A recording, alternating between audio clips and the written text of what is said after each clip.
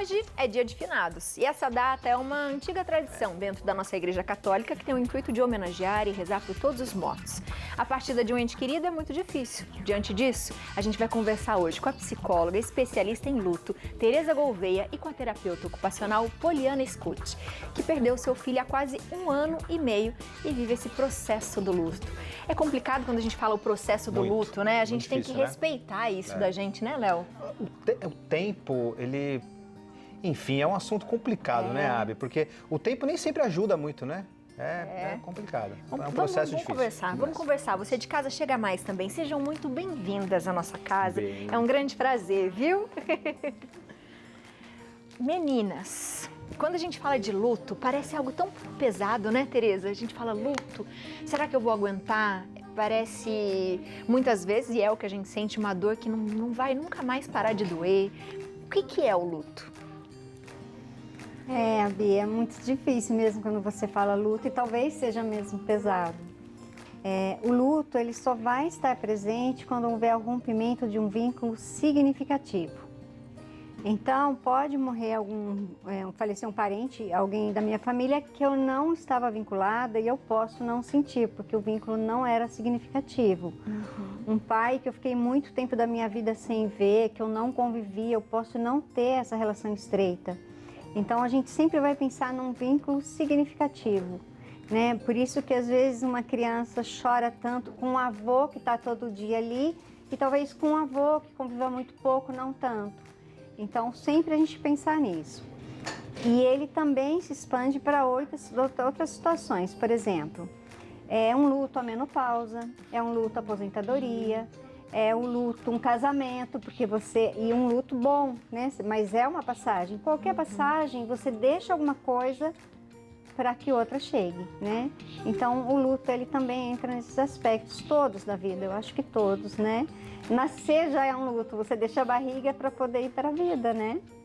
E a mãe provavelmente já sente aquela diferença, né? Não tá mais aqui comigo, né? Exatamente. E é interessante a gente observar o luto dessa forma, né? De várias formas. Às vezes é possível a gente se culpar, porque você falou essa coisa do significativo, né? Às vezes eu já cheguei a ter amigos que falavam assim, nossa, chegaram a falar pra mim que parece que eu não tô me importando com a morte, sei lá, de alguém da minha família, porque eu estou sorrindo. Isso é complicado, as pessoas às vezes sentem culpas por isso, só que cada um tem um jeito de sentir, não tem? Como que a gente pode explicar isso?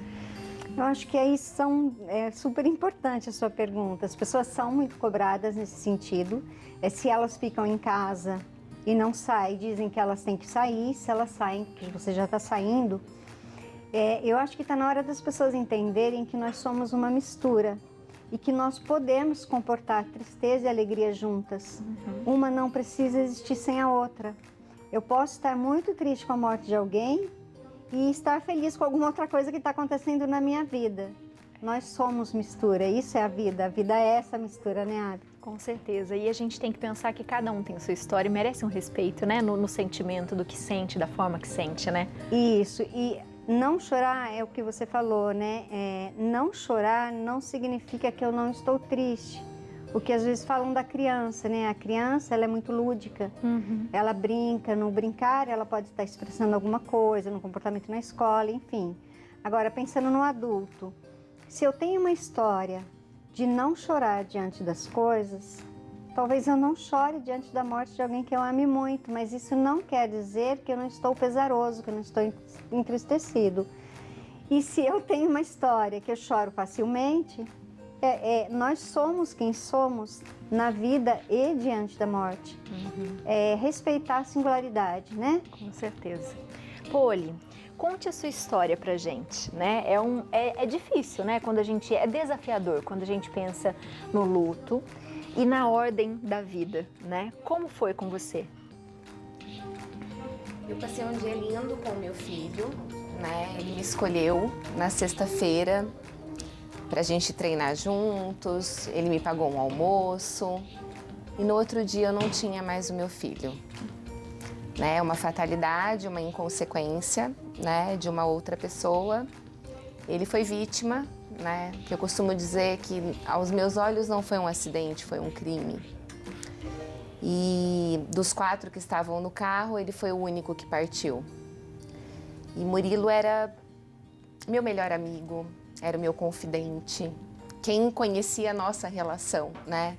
Falava, é inacreditável, não parece só mãe e filho. A gente era muito parceiro. Morávamos só nós dois, ele filho único. Quantos anos ele tinha? 19, e 4 meses após ele iria fazer o tão esperado 20 anos, que não chegou a acontecer. Aconteceu lá no céu. Então, nossa parceria sempre foi. Então, foi de uma maneira muito brusca, né? Nunca a gente espera. Nunca a gente espera. Mesmo 2 semanas antes que a gente estava conversando e que ele falou para mim que ele iria morrer antes que eu. E aí eu fiquei brava com ele, eu falei, é a 3ª vez que você fala isso no desenvolvimento aí da sua vida. Por que você está falando isso de novo, Murilo? Ele falou, mãe, porque Deus não vai permitir eu te perder e sentir a dor de não estar mais com você. Você é forte, você é a pessoa mais incrível que eu consegui, que eu conheci, que eu tive na minha vida. E eu sei que você consegue. Eu sei que você vai ser forte. Então essa força, sem dúvida nenhuma, vem dele. Que bonito isso. Muito, né?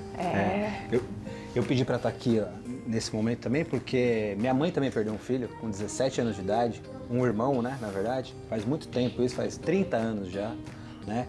E realmente é uma coisa muito forte na família. É um baque pra gente, né? É uma situação difícil da gente colocar a família de novo nos trilhos, né? E uma coisa que minha mãe sempre fala, que as pessoas, mas o tempo vai te ajudar. Eu falo, não, o tempo não me ajuda, porque cada dia mais eu fico sem ele. Cada dia que passa, eu fico mais tempo sem meu filho, né? Mas é uma situação muito complicada, porque não é o natural, igual a Abby falou. É uma coisa que mexe muito com a nossa família, né? E eu lembro muito do dia do enterro do meu irmão, que sentou assim na sala, eu, meu pai, minha mãe e meu irmão mais velho, e a gente se questionou, falou assim, e agora, né? O que a gente vai fazer, né? Como é que a gente vai tocar a nossa vida? Como é que a gente vai conseguir seguir pra frente, né? E a gente consegue, né? A gente sempre se adapta, a gente sempre dá o nosso jeito. E uma outra coisa muito interessante foi falar também, a maneira diferente da gente sentir isso, né? Essa maneira, em casa ficou muito característico isso, né? O meu pai é uma pessoa mais brincalhona, então ele tentava brincar muito comigo ali, que era um pouco mais novo, tinha 11 anos de idade, 12 anos de idade. Ele sempre tentava brincar ali, E é essa maneira que ele mostrava pra gente que ele estava sentindo, né?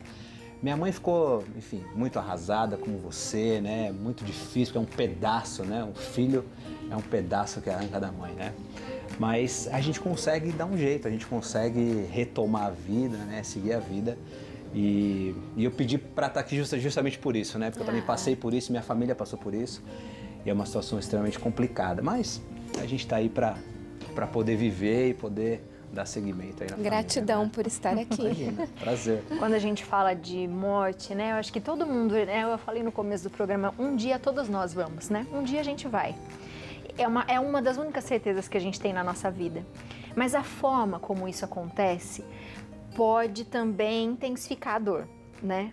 Como a Poli falou um pouquinho, eu não esperava. Não que a gente espere, mas se você já tem alguém doente, parece que você já vai tentando fazer as suas orações, você vai conversando com a pessoa, às vezes você tá vendo que ela tá sofrendo, parece que você já meio que aguarda aquele sentimento, sabe que vai vir, que vai doer, você vai sofrer, mas quando você não espera nada e é muito abrupto, a dor é maior. Não sei se pode dizer de tamanho, mas como que é isso, Tereza? Olha, eu acho que o que muda, claro que a forma, a tragicidade, tudo isso, claro que vai interferir, a idade, claro que interfere, né? Como o Léo estava dizendo, eu sinto muito por tua mãe. Uma mãe, a Poli vai dizer melhor sobre isso, mas nós nem falamos mais que o luto termina. Uma mãe pode ficar enlutada até o final da vida dela. O que muda é como eu vou vivendo. Agora, qual é a diferença? Como foi com o meu pai? Meu pai faleceu há 2 anos. E apesar de você saber, nem sempre você sabe que o outro está indo. Mas muda, porque numa situação de adoecimento, você está ao lado da pessoa. Eu acho que muda nesse sentido. você se oferece mais a tua vida para ele. Não que nas outras situações você não ofereça, mas às vezes você é tomada por coisas do dia a dia, por trabalho, enfim. E quando alguém adoece, você tem que parar em algum momento para estar ali. Então, eu acho que é um presente quando a gente pode se despedir, na verdade. Não que isso retire a tristeza, não retira. Mas se eu tivesse visto mais, se eu estivesse lá, a Poliana, isso não deve ter acontecido, dá para ver na estampa da camiseta dela, a relação linda que ela tinha com esse filho. Mas às vezes a gente vai vivendo outras coisas que o tempo foge, que a gente poderia oferecer para... Porque o que nós... Quando eu estou aqui com você, agora, o que eu estou fazendo? Eu estou te oferecendo um tempo da minha vida. E você e o Léo e a Poliana para mim, não é isso? Sim. Esse é o nosso tempo de vida. A gente não sabe o que vai acontecer daqui a uma hora. Então, eu acho que muda nesse sentido. O luto antecipatório, que é esse luto quando alguém adoece e tudo mais, ele não impede a tristeza, mas ele disponibiliza fechar, né? Como dizia uma estudiosa, Elizabeth Kubler-Ross. Ele finaliza tarefas. Dá tempo da gente dizer tudo que tem para dizer, sabe? Eu acho que nesse sentido, ele é um facilitador, sim. Ele pode ser, né? Não quer dizer que seja, mas pode ser. Como é para você, Poli, viver esse tempo, lembrar, né, do Murilo com tanto amor? O que a gente aprende nesse período? Porque a gente sempre aprende algo, né? Aprende a iniciar de novo uma nova vida, a rever algumas coisas, a voltar a gostar de outras coisas. Como que tem sido esse tempo para você? Num primeiro momento, eu tenho muita gratidão, né, por essa relação. Que infelizmente eu trabalho com criança, né? Existem famílias lindas, outras que não têm muito tempo, né, para estar com os seus filhos, e quando tem esse tempo é de uma outra maneira. E eu tenho gratidão de não ter falado para o meu filho quando ele me acordou na sexta-feira: olha, o dia hoje vai ser com você. E eu ter falado para ele: hoje não dá, filho, porque hoje eu tenho relatório para fazer, eu larguei tudo, como eu sempre fazia, o dia então vai ser seu, né? Não importa o que eu tenho, você me escolheu, se organizou, então eu pude. Claro que eu não sabia que era uma despedida, né? Mas eu pude estar com ele nos últimos momentos. Inclusive, eu da família fui a única que o viu na sexta-feira. Mas como você falou, né? Hoje eu estou sendo convidada, né, por muitas escolas para ir falar com os jovens sobre a minha trajetória, sobre esse meu caminho que eu escolhi, né, percorrer, transformar, né, a minha dor em amor, é o que eu prometi para ele, porque Murilo sempre foi por amor. Ele não era daqui mesmo. E eu costumo dizer para as pessoas, foi ele precisar partir, voltar para Deus. Deus precisou vir buscá-lo de volta para eu aprender muita coisa, eu me transformar enquanto mulher, enquanto ser humano, enquanto profissional, enquanto filha, enquanto irmã. Por toda a pior dor do mundo, tem muita coisa linda que foi transformada. A minha volta, o meu resgate para Deus, para Maria, que meu filho era muito devoto a ela. Então hoje eu posso dizer o quanto eu descobri o poder da oração, o poder, a presença de Deus. Apesar da minha família sempre ser muito católica há muito tempo, cantar nas igrejas, ir nas missas sempre, eu não tinha descoberto esse amor, e foi na pior dor do mundo. Então eu costumo dizer que o Murilo, desde quando ele nasceu, ele veio para me transformar. Veio para me ensinar muito mais do que eu a ele enquanto mãe. O período dele aqui foi muito curto, mas muito significativo para ser alguém realmente de muita luz. Não só na minha vida, né? Na vida de tantos, porque depois da partida dele, muitos que ainda não conheceram e que estão começando a conhecer a história, se sensibilizando e tirando isso como base, nós conseguimos até salvar muitas vidas de suicídio, né? Ele aparecendo em sonho para essas pessoas que nunca o viram, e as partilhas. Então, é um caminho, como ele sempre dizia, ser uma pessoa melhor a cada dia. É essa a busca. é o caminho. Que bonito. E tem essa transformação mesmo, né? É impressionante. Quanto a gente se transforma passando por uma situação Como dessa. vê o mundo, né? Eu aprendi a olhar nada mais. É tanto pequenas coisas que as pessoas, às vezes, você fala, nossa, eu tenho preguiça disso. Você não sabe que você está reclamando, que você está chorando.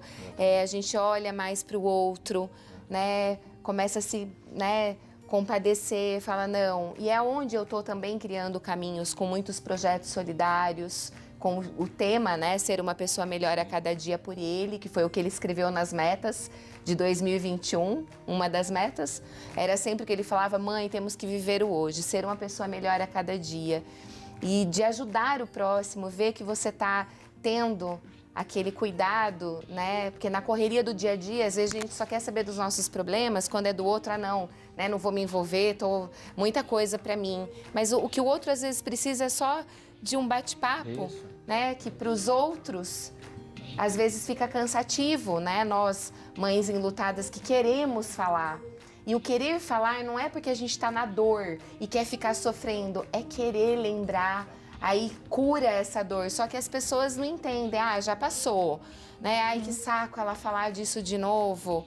É claro que tem amigos maravilhosos, uma rede, né, de pessoas, mas outras não entendem isso. E o quanto é importante. E às vezes a gente fala isso, eu falava isso, mas minha mãe de novo, porque a gente não quer que ela passe por essa situação, né? A gente fica até um pouco bravo às vezes, né? A gente, pô, para de chorar, já faz tanto tempo. Não fica... Mas é um erro nosso, né? É o luto, né? Enfim, é viver o luto da maneira como ela acha melhor, né? E é bem o que ela falou, esse luto muitas vezes não vai acabar. Então, não, que a gente saiba viver, adequar isso da melhor forma da nossa vida, não é? Acho que essa é a palavra, adequar. Eu não tenho que necessariamente aceitar, mas eu tenho que me adaptar. Partes de mim têm que ir voltando para a vida. E eu acho que aí é onde a gente tem que prestar muita atenção. A dor, ela é autorizada. Mas é o que eu e a Poli estávamos conversando hoje. Teve uma live com um pai, que foi até aquele que a filha foi assassinada, que foi confundida com irmã que estava de patinete numa cidade. Ele falou assim, Tereza, a gente estava falando disso, né, Poli? Eu fiquei 2 meses fechado. Aí um dia eu acordei e pensei, Beto, o nome dele, ele falou, se eu não sair desse lugar agora, eu não saio mais. Porque nós sentimos muita pena de nós quando isso acontece. Nós realmente somos uma vítima, né? Quem perde um filho está no lugar de vítima. Mas tem uma hora que você, com toda a dor, ele falou, eu vou estar em luto para sempre. Mas eu tenho que sair, eu tenho que voltar, né? Eu tenho que continuar. Então, acho que é isso que você falou. Eu tenho todo o direito de falar para sempre desse filho. E acho que as pessoas têm que entender isso. Que quando alguém morre, seja pai, mãe, filho, primeiro, como o Léo disse, não seremos os mesmos. Sim. Porque para sermos os mesmos, o Murilo tinha que estar ali. Então, alguma coisa mudou de fato. Essa é a primeira coisa. A segunda, nós não sepultamos quem morre, é sepultar o corpo. Mas nós estabelecemos uma conexão com essa pessoa através do coração, da memória. Nós precisamos falar dessa pessoa até o último dia da nossa vida. E isso não é sinal de problema, não é sinal de luto complicado. É sinal de amor. Né, Poli? Com certeza. Que bonito isso. Obrigada por você compartilhar sua história com a gente nesse dia tão que a gente lembra tanto das pessoas que a gente ama, embora a gente nunca esqueça delas. E eu que agradeço, porque é um dia, né, muito doloroso, datas muitas vezes são muito difíceis, e quando eu recebi esse convite, vindo ainda, né, na casa da mãe, que ele foi batizado aqui, fez a tatuagem tão esperada de Nossa Senhora Aparecida, infelizmente ficou com ela apenas 1 mês e 12 dias, mas realizou e está lá com ela. Então não tem, né, como eu agradecer palavras. Minha gratidão Obrigada, a vocês. Obrigada, Tereza, mais uma vez. Eu que agradeço, toda essa viu, família. esses passos. Que demais. E olha, você de casa que ficou com alguma dúvida, quer conversar mais sobre o tema, fala pra gente que elas voltam aqui. Também tem os livros, eu vou passar o contato pra vocês da Tereza, o Insta é Laços e Lutos, tudo junto, só que daí é sem o cedilha, tá? E o site laçoselutos.com.br, encontra tudo lá, né? Bom, e a gente tem o da Poli também, que é @poli com 2 L's e Y, é escute que fala? Escute. Escute, muito bom. É que a gente saiba ouvir, escutar também as pessoas, não é? Muito obrigada, viu? Obrigada mesmo.